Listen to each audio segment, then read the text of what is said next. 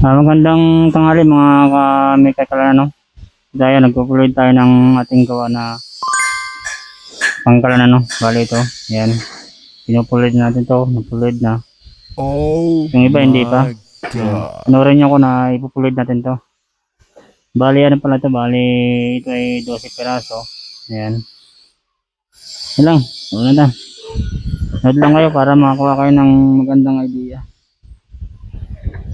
Paano natin to pinupulid.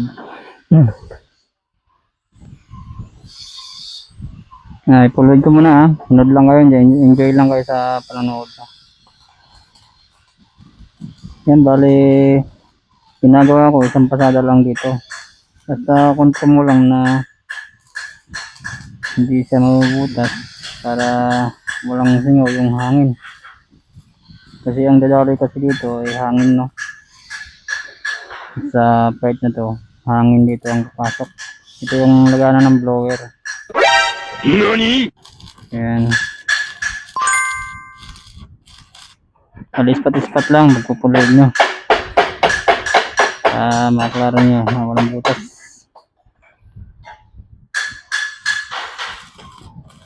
Yan.